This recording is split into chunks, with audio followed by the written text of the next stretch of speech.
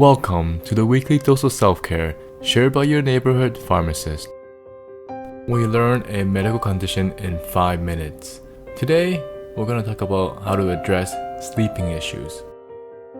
You may have sleeping issues if you have difficulty falling asleep, or if you don't feel rested after sleeping, or you have difficulty staying asleep, and it happens greater than 3 times per week and over greater than 1 month. When should you see the doctor? The first scenario is when you tried over-the-counter medication and it did not work after 3 evenings, or you find out you're using the medication for 2 weeks in a row. Always start with non-medication approaches first. This means going to bed only when you're tired.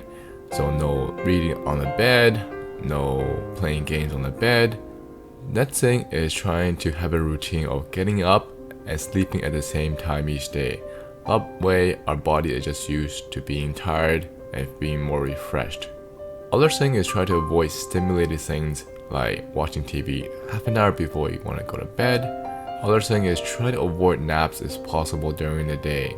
Another thing is trying to make sure you don't drink coffee or tea at least 4 to 6 hours before bedtime. And the last thing is trying to avoid smoking near bedtime. If you try the non-medication approaches and they did not help you, let's learn how to choose a non-prescription medication to help you out then. We're going to first talk about sleep aids as well as NIDO. So the common theme between all sleeping products and these two I mentioned is that they contain diphenhydramine. Diphenhydramine is also found in Benadryl, which is used for allergies. But Benadryl usually makes people sleepy, that's why they end up marketing this for people to go to sleep as well. So in terms of when to use this two medication is when you have sleeping issues. Usually the dosage is between 12.5 to 50 milligram and you take it roughly an hour before you sleep. In terms of side effects wise, it is going to cause some dry mouth, possible constipation, as well as some morning grogginess. So if you're feeling tired when you wake up in the morning, then try to adjust the timing of when you take the medication.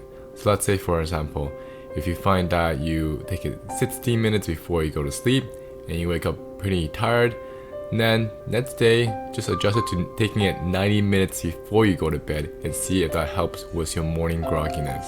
Now, if you do have any eye issues or prostate or heart issues, then it's recommended to speak with the doctor first before starting these sleeping medications. Many of you may have heard of melatonin, but you probably have not heard about a condition in which melatonin is best used for. So before we dive deeper into it, I just want to talk about how our body produces melatonin on its own already. So inside our brain, there is something called a pineal gland, and this is the one that secretes melatonin on its own on a regular basis and which causes us to feel sleepy. So the more regular we are with our sleeping pattern, the more regular the melatonin will be secreted. Now, the best time to use melatonin is actually for jet lag and also just helping to fall asleep much faster. The reason why it's best at jet lag is because we're crossing time zone differences. Our body is not secreting melatonin at the most appropriate time. So by giving yourself a supplement of melatonin, it helps the body feel sleepier. But in terms of how well it works, it is quite limited. And it's recommended to start only 1 milligram, take half an hour before sleeping. It'll be maximum 4 milligrams per day. In terms of side effects wise, it's going to cause some stomach cramps, dizziness, as well as headache. Another one that people often try is magnesium because it's thought to provide a calming effect for the body. But the effect of magnesium for the sleep is actually quite limited. But if you do plan on taking it, you can take 150 milligram, take it half an hour before you go to bed, and the maximum you can take at a time is going to be 300 milligrams. In terms of side effects wise, it's going to cause some diarrhea. Now, the very important thing about magnesium is that if you have any heart rhythm issues, then you definitely cannot take any magnesium. Please comment below if you like the new video style or the old video style. And if you found this channel helping you, please remember to like and subscribe. And I'll see you next Saturday at 8 p.m.